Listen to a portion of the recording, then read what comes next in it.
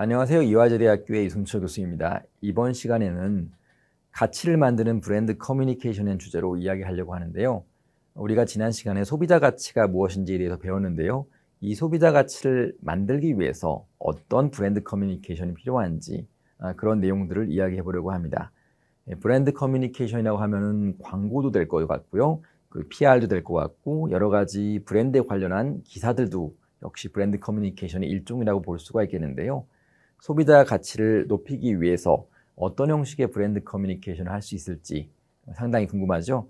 이번 시간에 그런 내용들을 다뤄보려고 합니다. 이번 시간에 여러분들이 배울 학습 목표를 한번 정리해 봤습니다. 첫 번째로는 브랜드와 브랜딩의 그 정의와 차이를 한번 이해하셔야 될 것 같습니다. 두 번째로는 브랜드 자산이라고 하죠. 브랜드 커뮤니케이션이 계속 누적이 되어서 브랜드가 마치 금융적인 자산처럼 구축이 되어 있는 상태를 브랜드 자산이라고 보통 부르는데요. 이 자산 구축을 위해서 브랜딩의 역할이 무엇인지 그 역할에 대해서 구체적으로 이해해 보실 수 있길 바랍니다. 세 번째로는 가치의 의미와 소비자 가치를 만드는 것이 중요성을 이해해 보려고 합니다. 요즘 여러 가지 신제품들이 많이 출시되고 있는데요.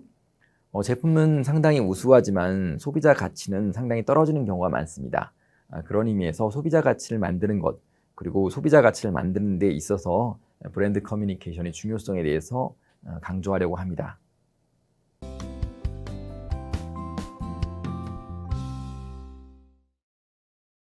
자, 우선 먼저 브랜드 이야기를 해보려고 하는데요. 제품은 이야기가 적지만은 브랜드는 이야기가 풍부하다, 이런 이야기가 있습니다. 그건 무엇이냐면은 제품이라고 하면은 일종의 물리적인 형태를 가지고 있는 또는 보이는 형태의 어떤 그 제품, 말 그대로 물리적 존재를 의미합니다. 하지만 브랜드는 물리적 존재를 좀 더 넘어가는 그런 부가적인 가치를 가지고 있는데요. 한번 역사적으로 살펴보게 되면은 브랜드는 브랜다라는 그 히라버에서 나온 개념입니다.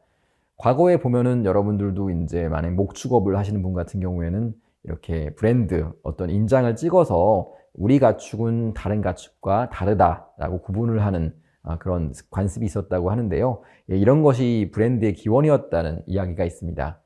사실 비슷합니다. 브랜드는 내가 일종의 특정한 브랜드를 만들고 구축하고 자산을 가지게 되면은 타 브랜드와 차별화되는 그런 유무형의 자산을 가지게 되는 것이죠. 그런 의미에서 제품과는 좀 차별화된 보다 상위의 개념이라고 볼 수가 있을 것입니다. 그럼 브랜드와 브랜딩은 어떻게 다를까요? 브랜드는 예컨대 이렇게 집합된, 추상화된 경험의 합산체라고 볼 수가 있겠습니다. 이게 예컨대 여러 가지 요소가 있겠죠. 컬러, 패키지의 컬러, 예컨대 숫자, 로고, 뭐 글자체, 뭐 때로는 여러 가지 이제 뭐 그 디자인, 이런 것들이 모두 다 브랜드의 요소가 될 수가 있습니다. 브랜딩이라고 하면은 이 브랜드를 만드는 과정들이 바로 브랜딩입니다. 이 과정이 뭐 여러 가지가 있겠지만은 그 중에서 가장 주축이 되는 게 바로 커뮤니케이션인 거죠. 이 브랜드는 어떤 성격의 것이다라고 다양한 그런 요소들, 앞서 얘기한 디자인, 로고, 글자체, 이런 요소들, 그리고 우리가 만나는 TV나 이런 매스미디어를 통해서 만나는 광고들, 또는 디지털 미디어를 통해서 만나는 여러 가지 마케팅 자극들 모두 다 브랜드를 만드는 과정, 즉 브랜딩이 되는 것이죠. 회사의 가치에 대해서 앞서서 잠깐 말씀을 드렸는데요. 잠깐 복습을 하게 되면은 가격에서 비용을 빼면은 회사의 가치가 되는 것입니다. 근데 문제는 회사가 이런 가치를 단번에 상당히 많이 가진다고 하더라도 장기적인 회사의 가치를 가지려면은 결과적으로 회사의 가치에 집중하는 것보다는 소비자가 어떤 가치를 우리로부터 가지고 있느냐, 이것에 집중을 하는 것이 상당히 중요한 것이죠.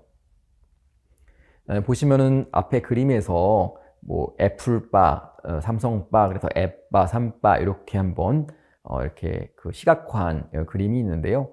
사실 비슷합니다. 바라고 하면은 일종의 충성도가 높은 고객, 결과적으로 로열 커스터머라고 볼 수가 있는 거죠. 근데 고객한테 사기를 당하고 어떻게 보면은 이제 그 기업으로부터 외면받은 사람들, 이런 사람들을 극단에서 호갱이라고 볼 수가 있는데요.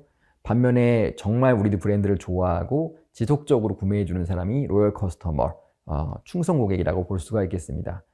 문제는 충성 고객을 만들게 되면은 상당히 좋겠지만은 우리가 기업으로부터 외면받고 사기당했다고 느끼게 되면은 금세 우리 회사를 떠나게 되는 것이죠. 다시 강조하게 되면은 충성 고객을 만드는 것이 상당히 중요하고요. 그것이 브랜딩에서 상당한 역할을 하고 있다고 이해할 수가 있겠습니다. 자, 예컨대 스타벅스 여러분들 아마 많이 가시고 또 많이 즐기시고 하실 텐데요. 이런 얘기가 있습니다. 스타벅스 이전에는 그냥 커피숍만 있었다. 이게 무슨 얘기일까요?